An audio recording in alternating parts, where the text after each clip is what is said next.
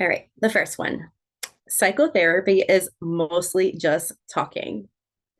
We have 100% with false. Hmm. What do you think, Haben? Yeah, I think we have a bunch of smart people in the room. Very That true. is correct. That would be false. Yeah. Hmm. So psychotherapy is not mostly just talking. There's a lot of different dynamics that happens with psychotherapy. You're going into the therapy session with, in the beginning, it's more of an intake. And so they're collecting some information about you in the beginning. And then afterward, you're doing some treatment planning with some goal setting. And so it's not solely just talking, but you're actually setting some goals and having some actual planning around it. All right, number two. Therapy is expensive and is only for the wealthy. 100% false. And that is very, very true. It's a myth. Everyone thinks, oh, therapy's super expensive. I can't afford it. However, there are different ways that you can access therapy. And we're going to speak a little bit more to that later in our conversation. And it's not only for the wealthy. Anyone can seek therapy and some care. Hmm. All right. So we have some mixed responses on this one. Once I start therapy, I would have to go for a long time. We have 20% true and 80% false. And if you answered either way, you're actually correct. So it could be true or it could be false. There's no right or wrong answer to this one. It's a case by case basis. Sometimes, some people do seek therapy for a significant amount of time, or sometimes it could be a short base, maybe only a few sessions. So it could be either way. All right, Haben, want to do the next one? Yeah. So only crazy or mental people need to talk to therapists. I haven't lost my mind. I'm not having a nervous breakdown, so I don't need a therapist. Again, you guys came through with false at 100%. Um, and yes, so with this in particular, we oftentimes consider going to therapy or going after certain modalities as preventative work, which Amy and I will also talk more about later on. But you do not need a diagnosis to speak with a therapist, or to have a nervous breakdown. A lot of times, we want folks to engage in some type of healing modality, even if it's not one-on-one therapy, really as a preventative measure. And oftentimes you find connections to certain feelings or thoughts you may have, and connect it to historical issues within your family, or other sort of issues that wouldn't be as evident to you on your own, that become more evident when you're working with someone else, and able to make more of those connections. Yep. The Good. next one's pretty interesting. Number five, clients feel better after each session. So we have 60% at true and 40% at false. So to explain this one, there's no right or wrong with that one either. Some clients might actually feel better after each session, and then some might not. It just really depends on their mood. It depends on the factors of whatever they're going through in their lives. And it's not a promise that every time you go to therapy, you're going to be fixed up and ready to go. It Mhm. takes a lot of work and it takes a lot of time. So, sometimes you might not feel better after every session, but in the long run, it should be able to help you with your Mhm. long-term goals. I think also, just to add to what Amy is saying here, we can't always use feeling better as an indicator that, if I don't feel better, then it's not working. Right. That's not the goal of therapy necessarily, um, especially in work that takes a process to get to, right? Like, a lot of this work is around gaining new skills or reframing certain experiences for you. And so sometimes what therapists will often say is that it actually is ugly before it gets better. And so, but the point of going to therapy is that you're moving along in that process with a mental health professional. And so there are stages of change. There are certain issues that get addressed before another issue can be addressed. And so, it's not always possible to feel better after every session because it's real work that you're doing if you're working with an effective therapist. That's right. My therapist should have all the answers. 100% false. I wish we had every single, I feel like we would be able to fix everyone, you know? Absolutely. Mm-hmm. It's a collaborative approach when you think about therapy. You know, your therapist is not the expert. And sometimes we rely on the client as the expert of themselves. And Mm-hmm. we're helping you guide essentially through whatever you're going through in your life at that moment. So we don't have all the answers, but we can help guide you Mm-hmm. through whatever is going you're going through. All right, number 7. And this last one, the brain stops developing at 20. And 100% of you said false. And you are correct in saying false. So great job. Research is showing, actually, this age has changed multiple times over the years. And we are pretty much mid 20s and up is where brain development is expected to be full. And so you're all correct in your responses for that one. Great job. All right, Haben, why did you get into the field? Ooh, great question. Um, so for me, I think there's multiple pieces to this answer. So I'm going to try to get through this without taking up too much time here. But for me, honestly, I think a lot of my exposure to liberation psychology is a huge piece as to why I do the work that I do. I also have to say that my exposure to the power of Black and Indigenous people that created what we would refer to as community care, and the community care model is ancient. Um, and I am also, I was born in Germany. I am from East African descent. And part of that experience, unfortunately, was my family escaping a dictatorship. And so, as Lori mentioned, one of my tracks at Columbia was international social welfare. And I have to admit that part of my personal and lived experience is part of why I went down that track in the first place. Um, yeah, and I also, do this work because in my experience, I found that we cannot underestimate the lived experiences of young people. I think that is where we do a disservice to young people. Um, and it impacts sort of our progression in mental health and wellness as well, and meeting their needs in the ways that we need to. I am also, I've seen firsthand the cost of not investing in health, whether that's mental health, physical health, and I've seen how chronic stress really does wreak havoc on the mind, body, and spirit for generations. And I don't say that lightly. I think this is why I've always had a vested interest in addressing intergenerational trauma in particular. Um, and as part of my lived experience, I also have family members that struggle with significant mental health issues as a result of war, poverty, racial identity. So it's a mix of things. Thank you for sharing that.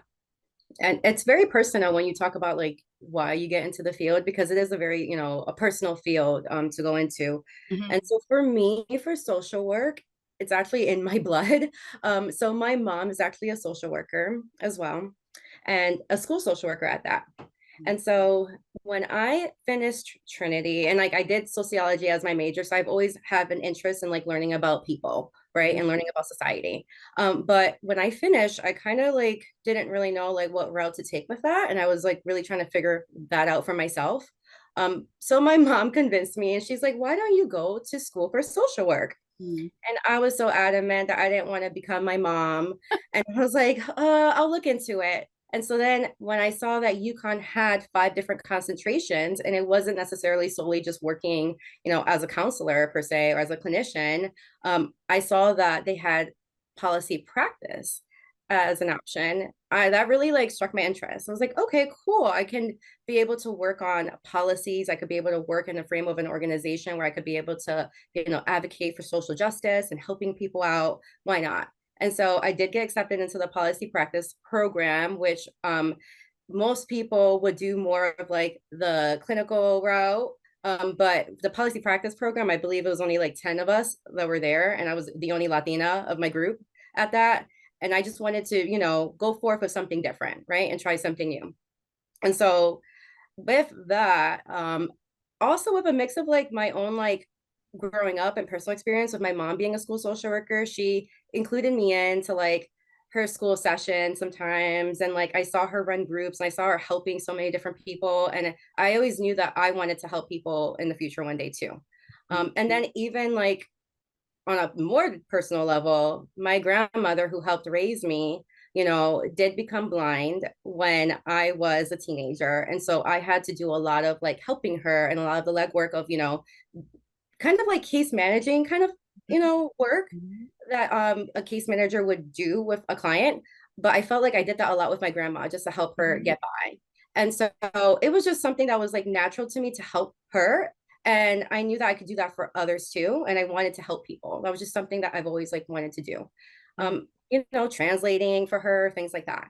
Mhm. So I naturally just got into the field. And then once I graduated with my master's of social work, because I'm bilingual and I'm Latina, there was a huge need for us in the clinical realm. And Mhm. so most of the jobs that I could find was not necessarily in policy or political work. It was mostly working directly like with direct families and, doing inpatient work. So that's where I ended up because I Mhm. was a need, and because I am bilingual, it was just something that, agencies were seeking out. And so I remember at one point when I worked in actually community mental health affiliates in New Britain, I was one of the only Latina clinicians in my group, and I had a caseload of over 90 clients compared to my peers that had a caseload of 40 or 50. So Mhm. the need is there. Mhm. And I knew that I was very needed in this field. Um, but also I had an interest in education as well, because education has always been, a family value of mine, and just something that, I knew was very, very important. It has always been my interest in helping, others learn the importance of education. And in my heart, I always wanted to go back to working in education in the field. So I ended up working in education, and then the rest was history.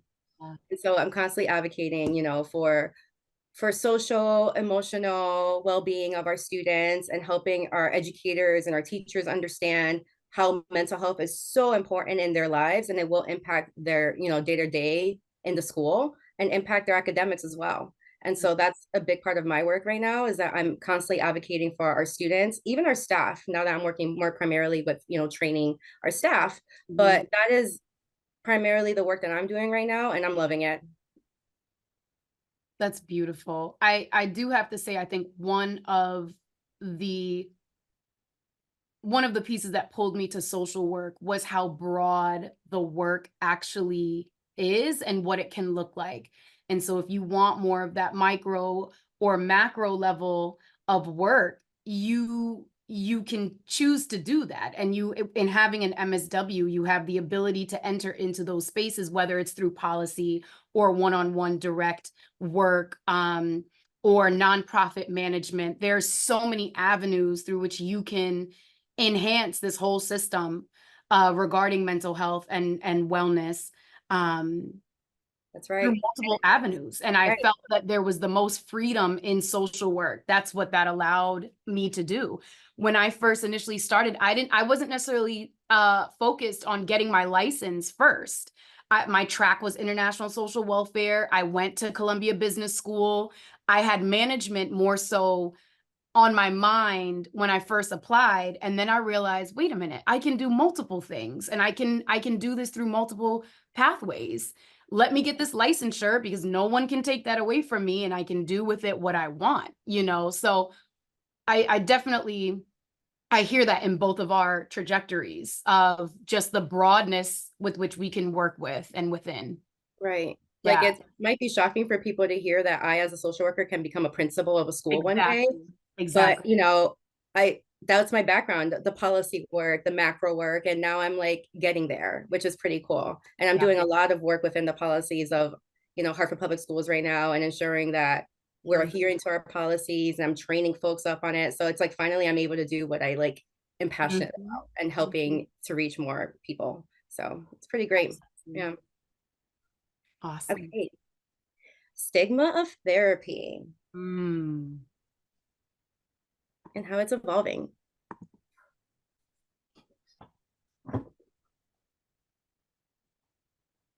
You know, when I think about this, so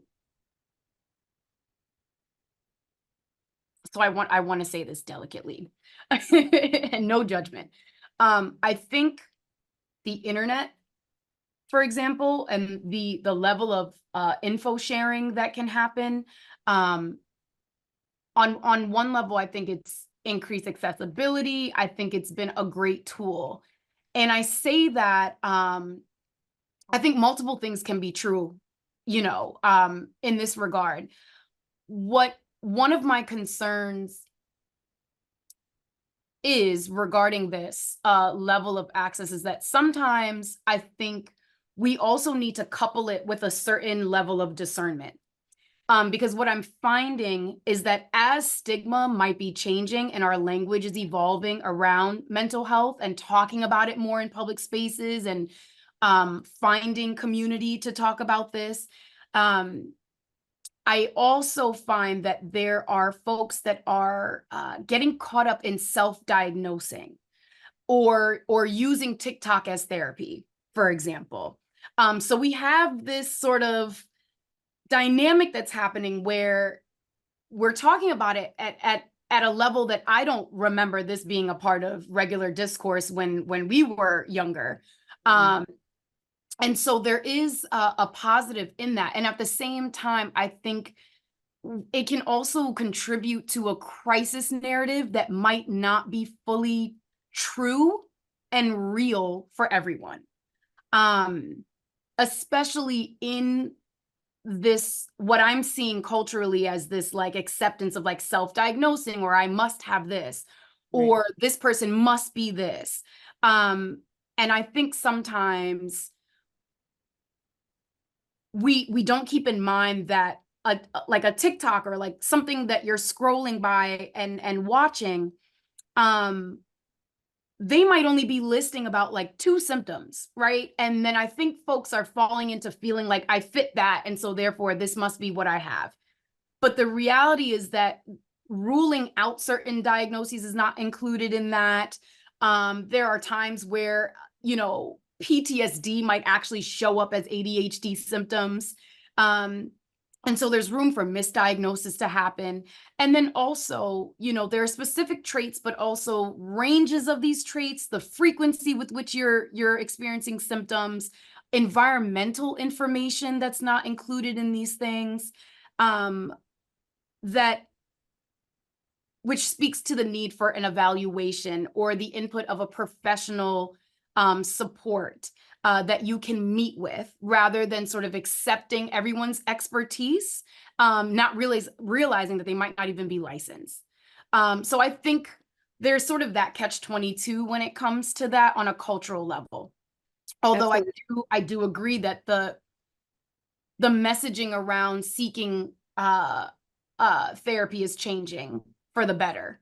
Yes, yes. It's Mhm. much more accepting, people are able to talk about it more without Mhm. that shame or that stigma. I Mhm. mean, I remember years back, I mean, it's still there and it's still present even culturally. Like if we were to Definitely. leave the United States, there's still a stigma, internationally. But I remember like back in the day where people would just be so ashamed or like wouldn't want to talk about it at all, or it would be very hush hush. And Mhm. especially in like for my culture, the Latino culture and Hispanic culture, it was very, very, very, hush hush, very quiet. You don't talk about it, or they would ignore it and state like that's not mental health, like, and try to state that, you're not going through anything and kind of like, shame people for that. Right. Um, and then I remember this very vividly. I had a client, tell me Ay, yo me voy para la loquería, which Mm-hmm. translates to I'm going to the crazy person, Yeah. office, basically. La Mm-hmm. oficina de la loquería. And, we had to kind of like unwrap that a little bit of as to where she got that understanding from. And she was like, well, culturally with my family, this is just how we always, talked about it. Exactly. And this is how we have always viewed it. Right. And so it's just something that, we just said it was for crazy people. Mm-hmm. But then, digging a little bit more deeper, it was because it was so like deeply enrooted into that narrative, into her family culture. And that's why she said it so like routinely, like, yep, that's is what it is. Mm-hmm. But I am very appreciative that there is a new culture now that we are able to talk about it and destigmatize therapy. But you're right, there's that catch 22 where it becomes over popular on social media and people are not taking the time, or that, they don't have the training that we have with the DSM-5, for example, of looking at the symptoms and the features and the Mm-hmm. frequency. There's so much to it. Absolutely. Absolutely. It's not a simple 30-second video and then, you feel like you have all the answers that you need, right? If anything, maybe let that start your journey, but it's not the answer. It's not the full-on answer to why you might be experiencing what you're experiencing. And then what also happens is that if you're only looking for certain symptoms because you've sort of convinced yourself that this is what the issue is, it forces you to overlook other symptoms that might be active that you are not necessarily going to pick up on, um, because we're so influenced by these other voices.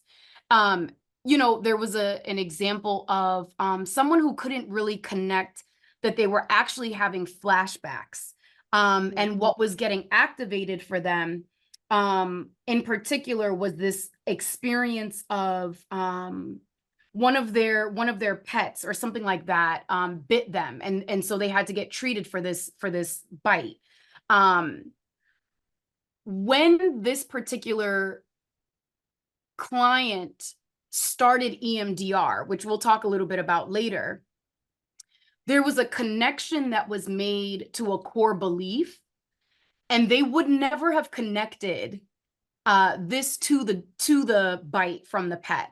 But what ended up coming out in their processing was that they were unworthy of protection as a child. And so some might think like, whoa, that is a huge jump. But in reality, it's not. These experiences are like ports of entry. They're doors that start to open to sort of unlock some of these core beliefs and where they came from, right? So it might not have been the dog bite, right? But there's something in that person's past. There was that core belief of I was unworthy of being protected because this happened to me. She was then able to trace even further back, like where that actually started. Um, and so therapy kind of walks you through a process.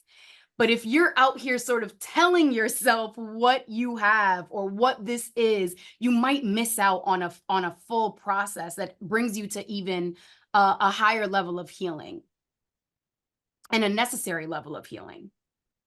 Absolutely. So the next topic is Mhm. culture and therapy and how Mm, that intertwines. I kind of like touched about it a little bit with like, yes. the Yes, that stigma. was a great example. I would say one of the an issue that actually keeps coming up in at least in my work experience is working through shame and religion, or spiritual life, and how mental health is sometimes, depending on what culture you come from or beliefs that you were raised in, that it's connected to some type of like faithlessness, like you don't believe in the ways that you should because you're depressed, or a diagnosis being the result of a sin. I've heard a number of different things, or mental health is really voodoo, you know um so many different sort of ideas around what maybe what might hold people back from exploring mental health. And one of the things that I do normalize with especially young people, is that if you have a spiritual life, I think we need to normalize these things as part of your protective factor, even Mhm. if there are things within religion you might not always agree with, or it doesn't mean that it can't be a protective factor and sort of be coupled with therapy or other modalities or acupuncture. It doesn't make you less faithful, if that makes sense. But if folks are not able to question the rigidity of some of these institutions and how they show up in their lives, um, I could see how that would exacerbate mental health issues, right? And so rather than steering away from certain things, how do we use that as part of your healing? You know, but that honestly is something that has come up more often than I think people realize, especially with young people. That religion and that as a pillar in their lives does come up often. Right. And when Mhm, you think about like the definition of mental health, right? When we define it, it's more of like your emotional, your psychological, your social mhm, well-being. And that social piece is very huge because that's where, your culture and your background and different factors that can impact that are your exactly. biological factors, are your life experiences, are your family history. And Mhm, so all of that is very important when we talk about culture because it's just so embedded within how we act, how we feel, how we do. absolutely. So yeah, different aspects of your culture is going to absolutely intertwine with your mental health and how you're able to become Absolutely. resilient, or some people may not be resilient, but like how you handle, the stressors in your life. Yeah. So it's just something that's like intertwined and it's like not something that you can separate. It's just a part of the makeup of like who we are as people Mhm. and how we handle our stressors in our lives. Exactly. I think too, the an added element here is we can't talk about culture without also adding in communities of care and what that looks like as well. Oftentimes, what is an indicator for someone's healing trajectory, let's say if they do experience a trauma, part of a protective factor for them is who showed up. Mm-hmm. Where was their care? Yep. Who showed up to the scene? Who showed up as a follow-up? Who prepared food for that person? This idea of wrapping our hands around folks plays such a major role um, in someone's ability to heal or to not sort of live with sort of lifelong impact from a certain experience. Also, how is restorative justice, with that social work lens, how is restorative justice a part of your community care? How do you practice that? Who practices that with you? And so I think something we also need to have a transparent conversation about of what this is kicking up for me, is like the sense of loneliness that tripled, as due to COVID-19. Um, Mm-hmm. and we're still trying to find our footing. There still hasn't been longitudinal studies yet because it hasn't been long enough since the onset of COVID. And so we'll see more of this information as time goes on as to how we were truly impacted. Uh, In in the regard- school system, we absolutely see the effects of COVID with our yes, students. Um, and if you think about it, COVID was like a cultural phenomenon in itself of like absolutely. how we were all just kind of very disconnected from each other and we couldn't socialize with one another. So that was, very traumatizing as a culture, as a whole. But for students per se, like we're seeing such an uptick of, mental health like concerns all throughout like our student body. And we have this process whenever a student does make a statement or does indicate some ideation of suicide or homicide that we Mhm, have to do a risk assessment for them. mhm, And one of the biggest things, like you mentioned, is the protective factor. Who is going to help them through, right? What connections do they have so that they can be able to, overcome whatever they're feeling and whatever they're doing? And it's so heavily reliant on who they're connected to. And if they're yes, feeling isolated and alone and not connected to anyone, then it elevates that level of risk up way, way, ab- way higher. absolutely. So, connections are a big component to like an elevated, sense of I'm able to pull through, or I'm able to, get through this. Mm-hmm. Mm-hmm. So I have people next to me that's able to help me through. Absolutely. And the more you experience it, then you're able to be that for someone else in like the Mhm. simplest terms. Right. When you experience it, you're able to practice it.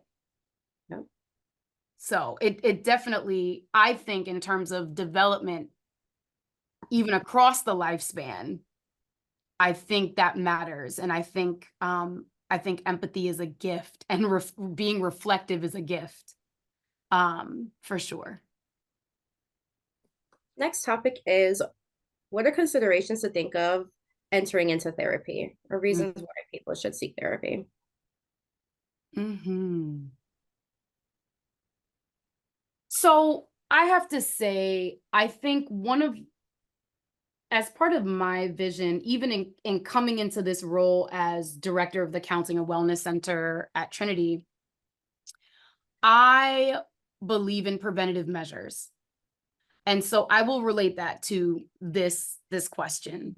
For me, my want is to normalize wellness maintenance. I think that is a term that we need to use more often, and normalize that piece of the conversation, right? That this is like an ongoing process, and wellness is across the lifespan, right? It's not just when you have an emergency. We don't have to wait for a tragedy to happen or a chronic medical illness to be diagnosed to seek help or assistance. And so I think the more we normalize seeking help behaviors, we can get out ahead of some of these issues. And so if we're working on not just life skills, right? Because I think it goes deeper than that. I think people want real conversations about how to live life in a healthy manner.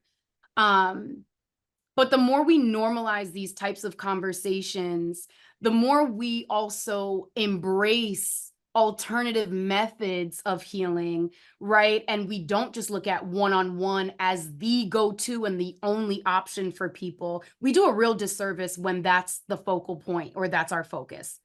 Um, so I think for me, it's definitely a matter of being preventative. I think on a basic level, we're social creatures that aren't meant to navigate life alone. And so I think that's why I adhere most to the community care model and liberation psychology as well, because there's active work that goes into doing that, and creating communities that are safe. Um, so I would say that I think if you are someone that prioritizes wellness maintenance, that is definitely a beautiful reason to go into therapy or other modalities for sure. In being preventative and sort of strengthening resilience, strengthening those skills so that you're prepared for certain experiences that will come in life. But we don't have to be reactive when it happens. We can be preventative as well. Yeah. To Um, piggyback off of mhm, that, yeah, to mhm, piggyback off of what you just said about yeah, preventative, I like to compare, physical health and mental health together, absolutely. because, we do a lot of preventative of like going to see your doctor, for example, and going to, get your physicals done once a year. Mhm, Your physical health and everything that you're doing for your physical health is very comparable to your mental health as well. mhm, You have mhm, to be able to do things, in your life so that you can be able to help maintain that, yeah, maintain the way like you're feeling and the way that you're acting and your mood and your thinking and your behavior. And so it's very, very, comparable. It's not like this other thing that we should not be focusing on or thinking about. We have to actively do things in our lives so that we can be able to take care of our own mental health. And mhm, so, very similar to your physical health, when you go to the doctor, you go to see the dentist, same thing. yeah, definitely. I think too, some folks may consider um going to therapy or these seeking help behaviors, let's say to navigate a change in life, right? College can be categorized as adjustment, Mm-hmm. right? And so that could be a reason why someone does go to therapy. It could also be after graduation because you're navigating adulthood in a whole new way. Some of us at that age are detaching even more from our parents or their influence or their money, and so you are learning sort of these new ways of living, and that can be difficult to navigate. There's no manual for your 20s, Right, right. right? And so that could be a reason why someone also goes to treatment, or seeks some of these different types of programs out, um, to And I know navigate some those things. folks might like, go to their, connections, like their family, for example, and talk to them about whatever they're going through. But Mhm. there's something nice about going to someone that's unbiased and not like so intertangled into your life and knowing every detail about your life, or, Right, you know, can feel like a different emotion or some type of way about whatever you say to them. right. You're very unbiased and you're able to really like go through whatever you're going through in your life, that adjustment, and really kind of talk it out. And like we've mentioned, Absolutely. it could be short term. You might see someone just for a few weeks, Mhm. very short term, and then you feel that, okay, I've learned my coping skills. I've learned what I Yeah, needed to learn. I went through, yeah, learning how to, set a goal for myself during this like tough time or yeah, during this change of my life. yeah. And then you're able to continue from there. You don't have to Exactly, necessarily keep it going long term.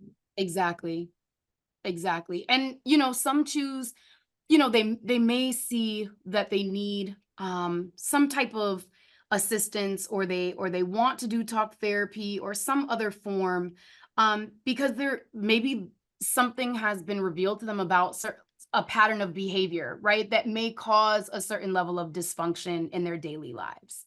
And that could be another reason, to seek help as well. And like you said, Amy, there are folks that are treated for, let's say, for example, for depression. I've had plenty of clients that may only use, actually, they might not use medication at all to treat their depression. And there are others that do, and they're not using it for multiple years. It Mhm. is very much a case by case, um, situation and results. And so I think that that's worth noting, because I think there can be a lot of misconceptions, especially about medication, Mhm. that kind of turns people away from wanting to even go down that route. Right. Yeah. A good segue to our next topic about the different types of therapy that are out there. Mhm, One of, mhm. I mean, one of my favorites, I kind of like am very like typical of like using the CBT, cognitive behavioral therapy. Yeah. It's just like the main basis of cognitive behavior therapy is that the way you think affects the way you feel, and then in turn it affects the way you act. And I Mhm, can apply that to so many different scenarios and situations for any of my clients, and they get it and they understand it.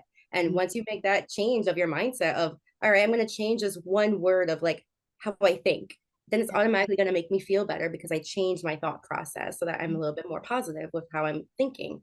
And mhm, then in turn, because you're positive, you're feeling positive, your life becomes positive. It's what your mindset has become, and mhm. then your choices of your actions definitely change because of your mindset and how you feel.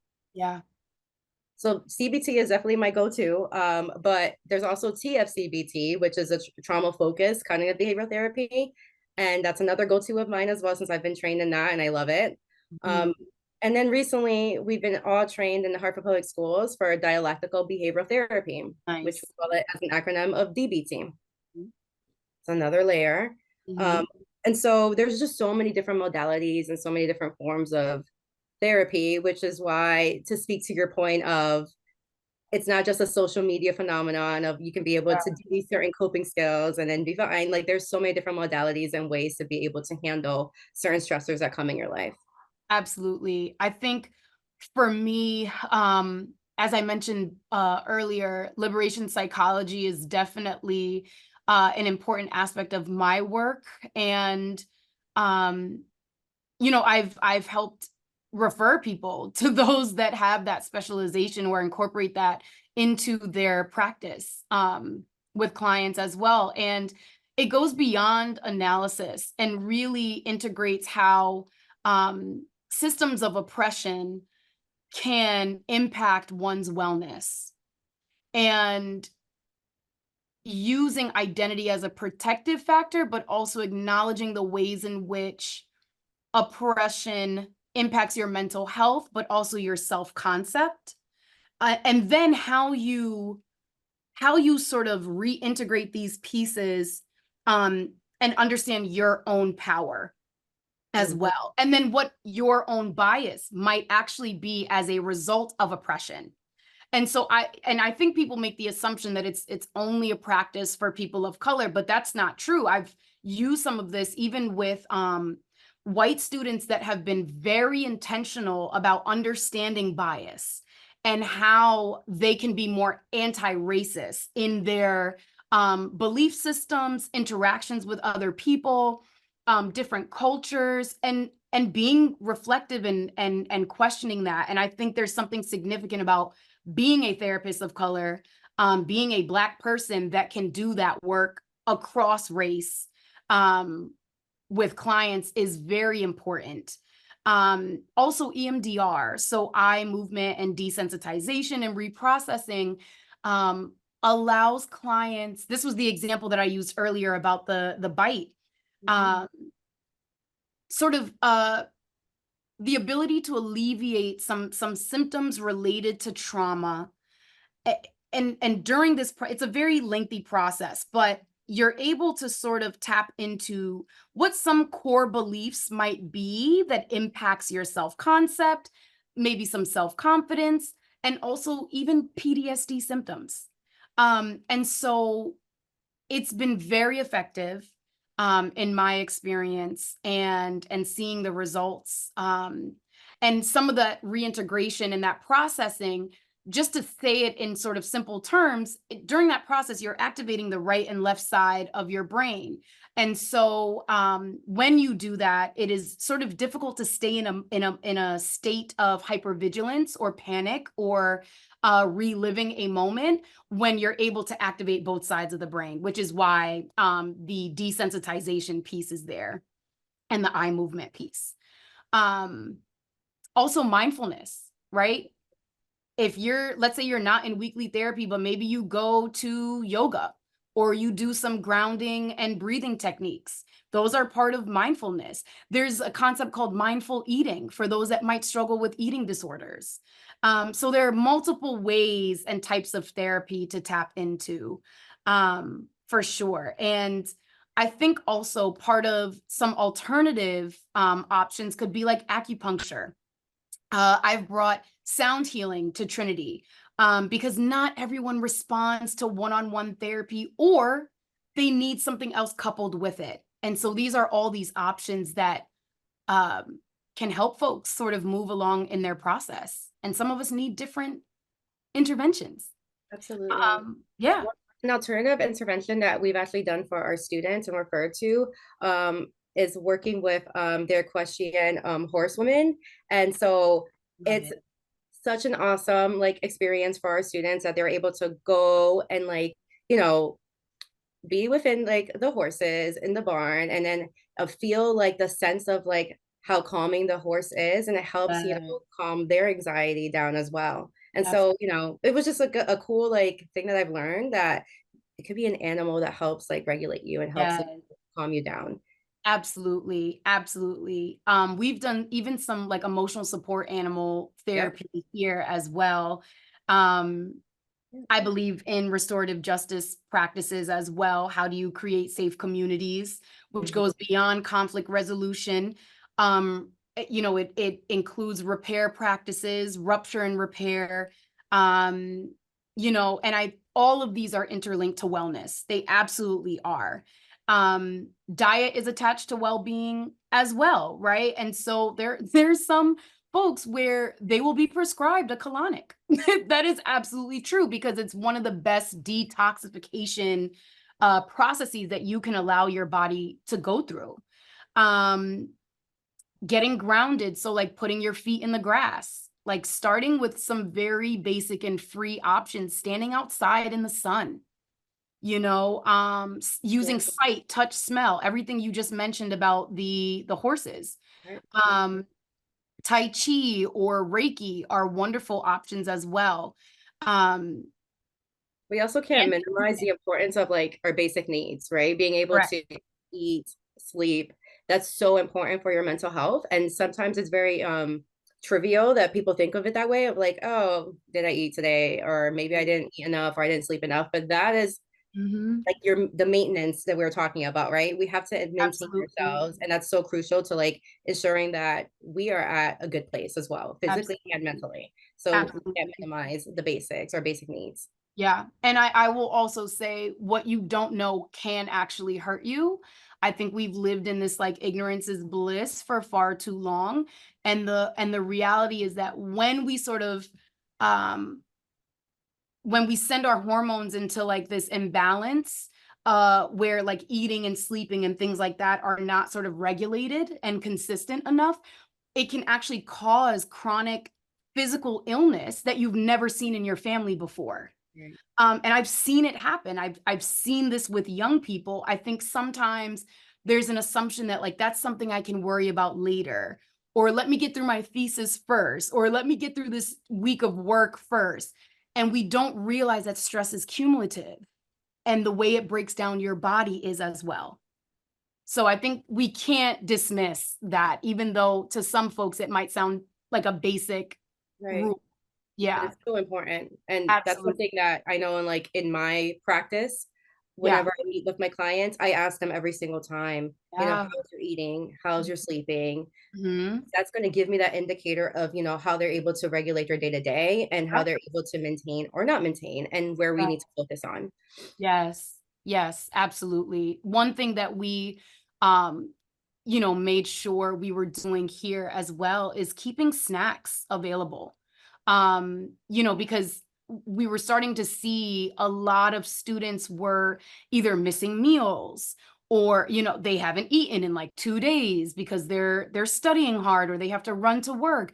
And so one of the things that we made sure we kept doing was like keeping snacks on deck in this office. Like, even if you're walking down Vernon to a class or something like that, they're open to stop by and grab something, because we know not all of them have mastered that piece yet. It's just the stress level is so high.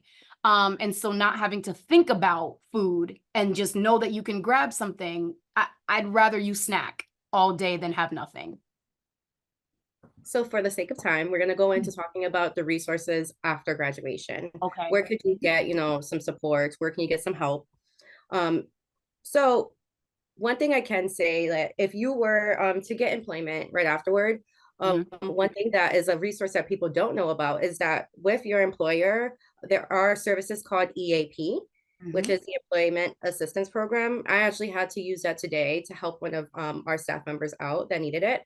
But it's such an amazing resource that they automatically give you. And I know with my employer, they get 3 sessions for free per incident that occurs. Mhm. So Mhm. if there's a traumatic incident that happened or something else that may have, been a transition in their lives, they're able to get that 3 services for free with a therapist, which is an Mhm. awesome, resource. Also with your insurance, it does, if you do have insurance from, your employer or even, state insurance, it does cover you for therapeutic services. And so Mhm. it's just something very, important to like lay out there because some people may not know that. They may think that they would have to pay out of pocket, but insurance Exactly. does help. Definitely. I always say look into that compensation package and what that looks like, and compare your insurance coverage to even sliding fee scales as well. Yes. It definitely makes a difference. I uh this is actually more of an international resource that can be used that way, is psychologytoday.com. Mhm. Um is sometimes a really good place to start if you're looking for one-on-one therapy, for example. For And private practice. yes, for private practice, yes. And the American Psychiatric Association as well. That directory is based in the US and Canada. So that is another resource that if you just look up psychiatry.org, you'll be able to read the directory there. There is a national queer and trans therapists of color network that you can also look up. That is the title of it. So it's NQTTCN. So you'd be able to look that up. There is the International Directory of Therapists as well. which is an international listing of psychotherapists that you can find. I believe there are APRNs there, certain prescribers for medication that you could find there. The Asian Mental Health Collaborative, or I'm sorry, Asian Mental Health Collective is also another resource as well that you could definitely tap into. And then something else that I go to often is the mental health library, which is an online source that anyone can access. One thing that has been very nice about COVID, which I normally don't say that, but I guess a pro was that it did change a lot of our laws and regulations here in the state. And Absolutely. so now there's a lot more telehealth options than before. Previously it was very, traditional where you would have to go into a clinic or go into an office to be able to seek therapy. But now there's so many different options that you could be able to talk to a therapist online, or you could be able to talk to them over the phone, or you could be able to text them now when Mhm. previously that was not really an option. Yeah, for sure. Just to add to what you just said, Amy, we need to normalize that whole 15 to 30-minute consult call.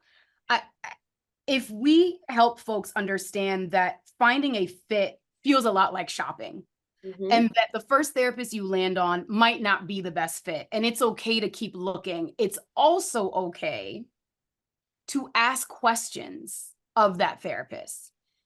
I have encouraged folks to ask, what's the most diverse clientele you've ever worked with? What about my identity in particular? Have you worked with clients of my background or my identity? Um, what is their style? What is their approach to feedback and vice versa? Will this work for you? So there's a lot of freedom in sort of determining your therapist, and also, let's say you were to work with someone for a while, if you sort of feel that you've met your station with them in terms of, I've appreciated what this has been, but I need a little bit more, or I need something else, a good therapist um, can respect that and may even help you find the next person that you go to, and take that as evidence that if you were able to build a rapport with one therapist and have this experience, you can do it again. Hmm. And so I think it's important to sort of normalize that piece and remind people of that right. Right. Because Yeah, it's a dual process, correct. therapy. It's not solely just you're going to seek somebody that has, expertise and you have to follow everything that they say or everything that they do. It's a Mm-hmm. joint process. You have to be able to really like feel that it's the right fit between you and the therapist. And Absolutely. sometimes it may not be the right fit, and that's okay. Yeah, You want to be as comfortable as possible because it is a very personal process, correct. and you want to make sure it's the right fit. Mm-hmm. Definitely Agreed. shop around. Mm-hmm. Yeah. And then also, if anyone is in need of support, there is 988 as a national number that you can be able to call or text. And Yes. also within the state of Connecticut, we have the resource of 211, which is an amazing resource. You can be able to call them for anything that you may need, even if it's, housing, for example, or how to be able to access a certain program. So it's a really an amazing resource that Mm-hmm. can be utilized also for mental health supports as well. Mm-hmm. And they'll give you the up to date, programs or offices available that you can be able to find for extra support. Yes. All right. I think this wraps up to the end. Lori? Yeah. I think we can Yes, open it to questions and answers. yes, absolutely. If you have any questions, you can come turn on your mic or you can write it in the chat. But thank you so much, Amy and Haben. I greatly appreciate you both taking time out this evening to share this information. It's really important. Thank you. Thank you. Problem. Any questions, anybody? Well, thank you so much, Amy and Haven, for the presentation and the conversation. I learned a lot, and I think the only question I would have is just any advice you have for an aspiring therapist, because uh, I'm actually going to be going to UConn in this fall Nice. to School of Social Work and IGF. And no, I just love to hear any advice you have to say for an aspiring therapist who's most likely going to stay in the Hartford area post graduation. Mhm. Awesome. Well, congratulations on that. UConn is amazing. Whoop, whoop. Not that I'm biased. Some advice. Definitely take advantage of your field experience, the field instruction. So you're gonna have an internship when you're doing your master's program. So if it's clinical therapy that you're seeking and you really want to do, try to find that. Try to find, a match there. You can do your internship wherever you're gonna learn from wherever you're gonna be, but try to see if you can find like a clinical placement so you can be able to really, really grasp and learn like the clinical terminology and like the way that, clinics run and the way they do things. So if you can definitely, take advantage of your internship and take a lot of notes and then sometimes your internship can turn into a place of employment. Very Great. much. Thank you so much. I would also add, and this was something I wish I knew going in. I think sometimes there's really a pressure to sort of like navigate things on our own, or sometimes we can hold ourselves back from asking for help.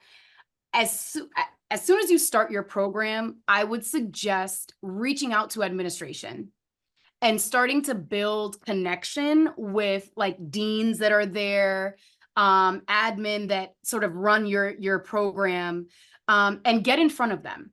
Like let them put a face to the name, because navigating grad school is very different than undergrad. And I wish that I knew how much sort of self-motivation I needed to navigate grad school. It's a different landscape. But their job is to assist you. And so I would get out in front of them. That would be one of my pieces of advice. And those connections are major. I'm still connected to my They are. professors, today Yeah. and like the staff that work at UConn. So Mhm. And Absolutely. And you'll most likely be asking them for recommendations when you're looking for jobs anyway. So it's good to get out in front of them. well, you're entering a field that's very, very needed. There's Mhm. people constantly looking for clinicians all of the time. So know that it's a well needed and you're going to find a lot of jobs basically. So Mhm. congratulations. Yeah, yes, congrats. congrats. That's Thank you, awesome. thank you. I had to jump on this event because I saw it. I was just like, this is perfect timing. This is the first time I Yeah. see an event like this as well. Oh, cool. Mhm. Awesome. Yeah, we're gonna have more, and afterwards I sent out an event email survey. So we're trying to have we're gonna kickstart. This is the last for this academic year, but we're gonna start back up in September, and we're looking for topics, anything that you're interested in. I will definitely find alums that could discuss it. So if there's no more questions, thank you so much for coming out this evening. We greatly appreciate it. I'll be sending out email with just surveys for how we can continue to grow this for the next semester. And thank you again, Haben and Amy. And also, what are ways that, how can people get in contact with you both? Yeah. So my email is habraham, HABRAHAM @trincall.edu. And my extension here is 4127. So 860-297-4127. And my email is my name. So amy.ramirez @hartfordschools.org. All right. Thank you so much, folks. And I look forward to having you join us again. Thank you.